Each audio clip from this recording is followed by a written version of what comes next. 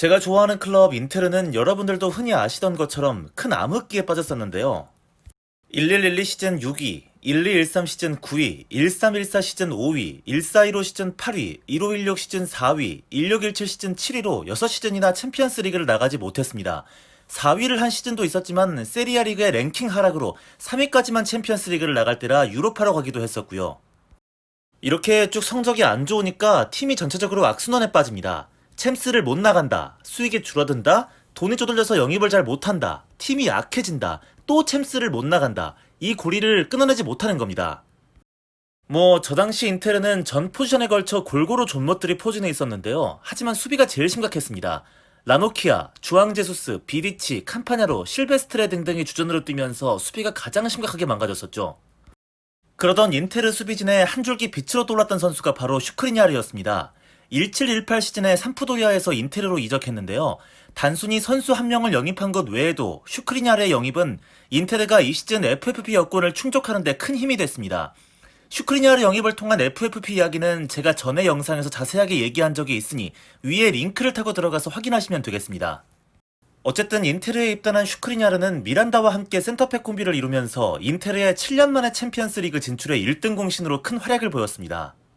그리고 이 시즌 세리아 시즌 베스트에도 선정되면서 인테르 입단 1년 만에 세리아를 대표하는 센터백으로 성장하기도 했습니다. 2년 차인 18-19 시즌에는 라치오에서 넘어온 데브라이와 콤비를 이루면서 역시 좋은 활약으로 단단한 수비를 선보였는데요. 그렇게 인테르와 세리아를 대표하는 수비수로 탄탄대로를 걷던 슈크리냐르가 갑자기 큰 위기를 맞게 됐으니 인테르 감독으로 콘테가 왔습니다. 그리고 어찌된 일인지 콘테는 슈크리냐르를 영 마음에 들어 하지 않는데요. 이번 이적 시장에서는 토트넘의 은돈벨레와 스왑딜을 추진한다는 보도도 계속 나왔었고, 토트넘이 스왑딜을 거절하자 아예 시장 가치보다 더 헐값에 팔아버리는 움직임도 계속 포착이 됐습니다. 진짜 이적 거피셜이었죠. 그래서 이번 영상에서는 콘테가 슈크리냐르를 팔고 싶어하는 이유에 대해서 이야기를 해보겠습니다. 첫째, 왼쪽 수비 자리의 미숙함이 원인이 되겠습니다. 아시다시피 콘테는 3백 성애자인데요. 3백 전술이 없는 콘테를 상상도 할 수 없습니다. 그리고 지난 시즌 인테르에는 디에고 고딘이 합류를 했는데요. 당연하게도 콘테 감독은 기존의 데브라이와 슈크리냐르 그리고 디에고 고딘의 3백을 구상하게 됩니다. 그런데 이 3백에서 콘테는 고딘을 오른쪽에 두고 슈크리냐르를 왼쪽 수비수로 사용을 하게 됩니다. 바로 이 부분에서 슈크리냐르의 지난 시즌은 꼬이기 시작했습니다. 가뜩이나 3백이 낯설었던 슈크리냐르인데 왼쪽 위치에 서는 것도 낯설었기 때문입니다. 실제로 포백에서 경기를 치를 때도 슈크리냐르는 쭉 오른쪽 위치에 섰습니다. 그러니까 슈크리냐르로서는 3백과 왼쪽 두 가지 낯선 상황을 마주하게 된 겁니다. 하지만 역시 3백이 낯설었던 고딘도 적응에 애를 먹으면서 결국 이미 아탈란타에서 3백을 경험한 바 있고 왼발잡이이기 때문에 왼쪽 센터백 자리를 무리 없이 소화할 수 있는 바스토니가 주전으로 자리를 잡기 시작하는데요. 그러면서 고딘이 주전에서 밀려나고 오른쪽 슈크리냐르, 왼쪽 바스토니로 다시 3백이 개편이 됐습니다. 하지만 그럼에도 불구하고 슈크리냐르는 적응에 애를 먹는데요. 이제 두 번째 이유가 나옵니다. 두 번째 이유는 콘테의 극단적인 센터백 전진 전술입니다. 예를 들면 담브로쇼가 오른쪽 센터백으로 나왔을 때 움직임을 볼까요? 상대 박스 주변까지 상당히 많이 전진해 올라오는 것을 심심치 않게 확인할 수 있습니다. 아무래도 담브로쇼는 선수 생활 거의 대부분을 윙백과 풀백으로 뛰었기 때문에 이런 전술에 쉽게 녹아들 수 있을 겁니다.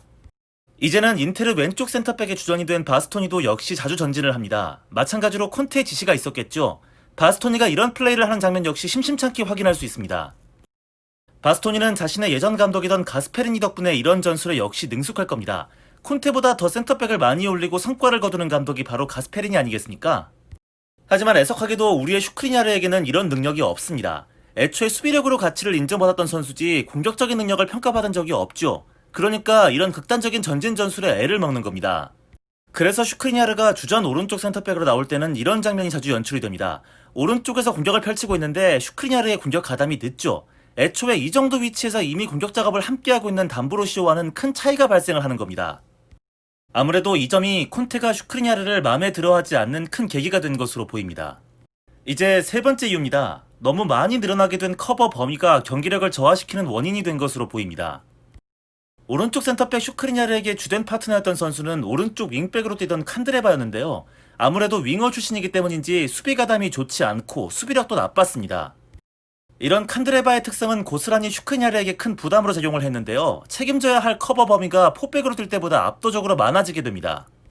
예를 들자면 이런 모습이 자주 연출이 되는 겁니다. 윙백 칸드레바는 한참 위에서 플레이를 하고 있고 슈크리냐르가 책임져야 할 공간이 꽤 넓습니다. 포백에서 센터백으로 뛸 때는 주로 중앙만 책임을 지면 되지만 3백에서 센터백으로 뛰게 되면 이 정도의 공간을 커버해줘야 한다는 겁니다. 슈크리냐르는 태클 능력과 수비 능력이 아주 좋지만 민첩성이라든지 발밑 능력은 그렇게 뛰어나지 않습니다. 말 그대로 전형적인 수비수입니다. 그렇기 때문에 슈크리냐르에게 추가로 부여된 넓은 공간은 슈크리냐르에게는 경기력에 저하될 수 있는 큰 원인으로 작용을 했습니다. 결국 3백에서 슈크리냐르는 전체적으로 무너지기 시작했는데요. 포백에서 뛸 때와 콘테 밑에서 3백으로 뛸 때 슈크리냐르의 스탯을 보면 명확하게 그 차이가 보입니다. 태클이나 클리어링 같은 경우는 거의 반토막이 났고요. 100%를 자랑하던 슈크리냐르의 1대1 대인마크 성공률은 77%까지 내려갔습니다. 전체적으로 수비 스탯이 굉장히 많이 하락했는데 아무래도 막무가내식 콘테의 전술주입이 슈크리냐르를 다방면으로 헤매게 만든 것 같습니다. 네 번째입니다. 슈크리냐르 특유의 수비 습관이 콘테가 마음에 들어하지 않았을 수 있습니다. 슈크리냐르는 매우 공격적인 수비수입니다. 무슨 말이냐면 상대가 공을 잡고 있을 때 적극적으로 공을 뺏기 위해 다리를 집어넣거나 달려드는 수비를 즐겨합니다. 이런 수비가 아주 전형적인 슈크리냐르식 수비인데요.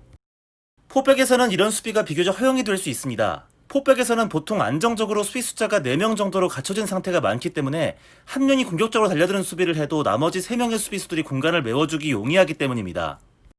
반면 3백에서는 이런 수비가 굉장히 위험할 수 있죠. 기본적으로 윙백들이 올라가 있는 경우가 많기 때문에 상대 역습 시 한 명의 수비가 달려들었다가 클리어링에 실패를 하게 된다면 측면 전체가 완전히 텅 비어버릴 우려가 발생을 하는 겁니다.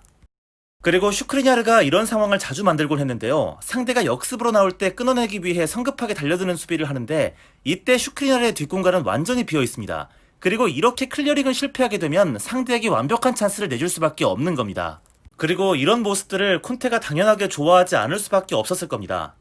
마지막 5번째는 쩌리들의 판매 실패가 오히려 슈크리냐르 판매 시도로 이어졌을 가능성이 높습니다. 무슨 얘기냐면 아시는 분들은 다 아시겠지만 이번 시즌 콘테가 가장 영입하고 싶어했던 선수가 바로 첼시의 은골로 캉테였습니다. 그럼 돈이 필요한데 이미 인테르는 코로나19로 어려운 상황에서도 하키미 영입에 4천만 유로를 쓴 상태란 말입니다. 그럼 선수를 팔아서 돈을 마련해야 할 텐데 돈이 좀 될 만한 놈들은 안 팔리더란 말입니다. 페리시치는 미넨이 1년간 꿀 잘 빨고 다시 되돌려 보냈고 최악의 먹튀 새끼 주앙마리우는 임대제의만 들어오는 상태. 나인골라는 한술 더 떠서 칼리아리가 공짜로 달라고 요구가 들어왔습니다. 거기다 연봉 보조까지 해달라고 하네요. 미친놈들 아니야? 그나마 값어치가 좀 되는 베시노는 애시당초 부상으로 못 파는 상태가 됐습니다. 11월까지 아웃이 확정되는데 누가 돈을 주고 사겠나요? 그러니까 팔아서 돈이 될 만한 선수를 찾던 콘테의 레이다에 슈크리냐르가 딱 포착이 된 겁니다. 콘테의 눈에는 전술에 안 맞아서 공격도 못하고 수비도 못하고 근데 살 팀은 분명히 있는 선수니까 팔아도 되겠다 싶었던 거겠죠. 아마도 콘테의 플랜은 이랬을 것으로 추정이 됩니다. 슈크리냐르를 5천만에서 6천만 유로 정도에 팔고 캉테를 데려온 이후에 수비수는 스몰링 같은 선수 임대로 싸게 돌려막기 혹은 슈크리냐르를 마찬가지로 5천만에서 6천만 유로 정도에 판 이후 피오렌티나의 밀렌코비치를 3,500만 유로 정도에 산 뒤 돈을 남겨먹고 이후 브로조비치까지 팔아서 돈을 보태서 캉테를 사기 이 두 가지 정도가 머릿속에 있지 않았을까 싶습니다. 하지만 다니엘 레비를 너무 조수로 봤죠. 어디 그 돈으로 선수 살 인간입니까?